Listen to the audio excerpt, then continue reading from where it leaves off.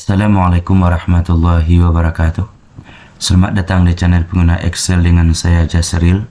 Pada kesempatan kali ini kita akan berbagi tentang cara mengisi aplikasi koreksi pilihan ganda untuk ujian akhir madrasah atau ujian yang lainnya.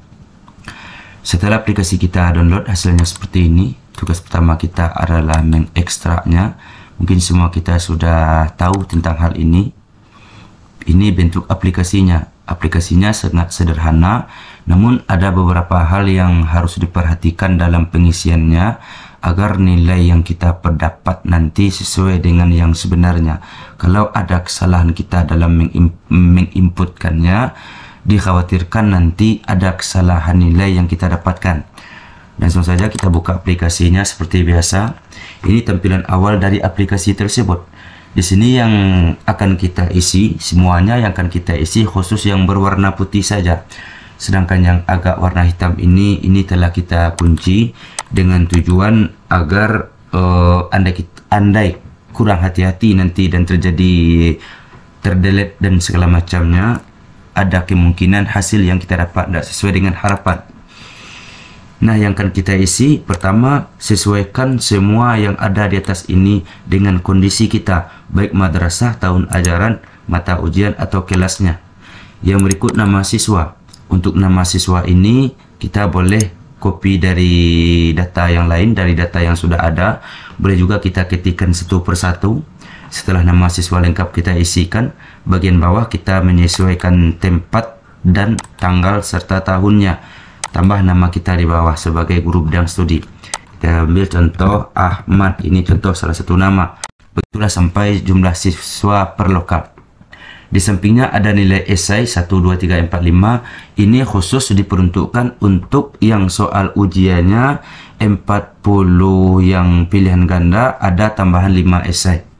Jadi kalau kita hanya pilihan ganda semuanya, yang nilai esai ini tidak perlu kita tambahkan. Setelah itu, setelah nama kita isi, lanjut kita kepada halaman yang kedua. Untuk jumlah benar, jumlah salah, nilai pilihan ganda, nilai akhir ini nanti hasilnya akan muncul secara otomatis setelah pada pilihan ganda ini kita isikan. Kita lanjutkan pada pilihan ganda. Di pilihan ganda ini yang harus kita perhatikan, ini satu data, ini lagi. Yang paling penting, ini dia, jumlah soal. Makanya tadi di sini tambahan esai sebanyak 5 supaya aplikasi ini bisa dipergunakan untuk soal yang ada pilihan ganda ditambah dengan esai, dan bisa juga untuk soal yang khusus pilihan ganda saja. Kita contohkan dulu untuk pengisian yang jumlah soalnya sebanyak 50. Jadi cara kita mengisinya, pertama yang harus kita isi adalah poin soal. Poin soal yang dimaksud di sini adalah berapakah nilai untuk soal yang pertama, berapakah nilai untuk soal yang kedua, begitu sampai akhir. Kenapa poin soal ini dibuatkan? Ini lantaran pertama, mungkin soalnya sebanyak 45 saja, tidak ada soal yang lain. Tentu yang 45 ini mempunyai bobot yang berbeda nanti agar nilai akhir mencapai 100. Itu yang pertama.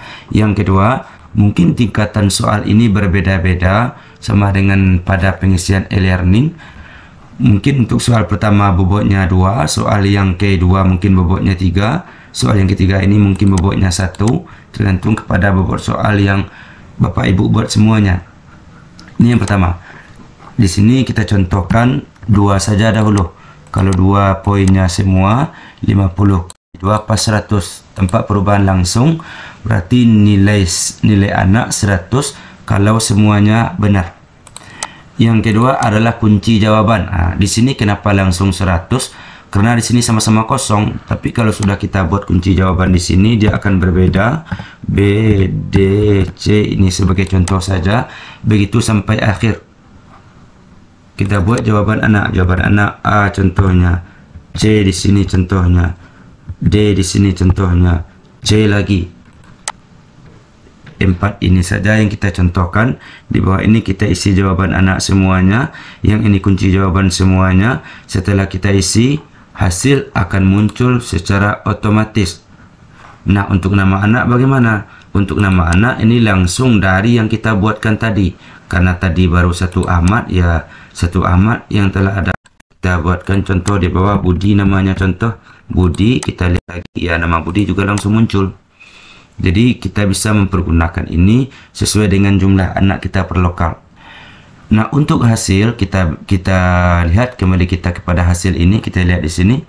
Jumlah benar anak 49, jumlah salah adalah 1. Ini karena semua kunci jawaban belum kita isikan. Kalau sudah kita isi semua kunci jawaban, akan tampak berbeda. Jumlah benar anak 3, jumlah salahnya 47. 3 mana yang 3? A, D, C, C. Soal nomor 1, nomor 3, nomor 4 ini anak yang benar. Jumlah salah 47, jumlah benarnya 3, nilainya dapat 6. 47 ini rumusnya dipergunakan adalah jumlah soal dikurang dengan jumlah benar. Makanya jumlah soal ini sangat menentukan untuk mendapatkan hasil berapa jumlah anak ini salah. Makanya tadi di awal ditekankan jumlah soal sangat penting untuk dibuat. Yang berikut untuk jumlah benar sebanyak 3. Benar 1, 2, 3. Jadi 3 ini yang kita tambahkan, hasilnya 3. Sedangkan nilai 6 ini diperdapat dari perkalian benar anak dengan bobot per poin soal. Anak benar poinnya 2, dapat dia nilai 2. Kita rubah contoh, poinnya di sini 4. Poinnya di sini 4. Poin 4, anak benar dapat nilai 4. Nah, inilah yang dijumlahkan. Makanya hasilnya di sini 8. Kita kembalikan pada 2 karena anak betulnya sebanyak 3, makanya dia mendapatkan nilai hanya 6 saja. Ini cara, begitulah sampai akhir, sampai kepada jumlah siswa kita. Ini adalah cara untuk menggunakan aplikasi ini ketika jumlah soal sebanyak 50 buah. Nah, bagaimana kalau kita mempunyai soal 45?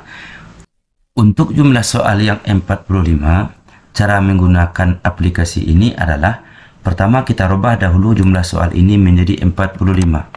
Setelah kita rubah, kita harus menghapus semua.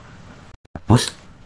Di sini kita lihat bahwa benar salah anak di sini ada satu-satu karena ini sama-sama kosong.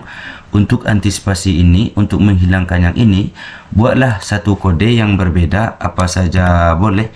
Yang jelas ada isinya. Kita contohkan key, contohnya key seperti ini. Kita buat saja key seperti ini atau kode-kode lainnya agar yang 5 ini tidak masuk ke dalam penjumlahan. Jadi setelah ini kita isi, setelah kunci jawaban kita isi, maka jumlah benar anak, jumlah salah anak, ketika kita jumlahkan keduanya akan pas sebanyak 45.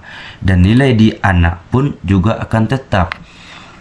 Nah, makanya tadi di poin soal, ketika poin soal berubah, contoh ini poinnya 6, maka anak, karena dia salah, tidak ada ngaruhnya, kita buat 6, dia dapat 6, 7, 8, 9, 10.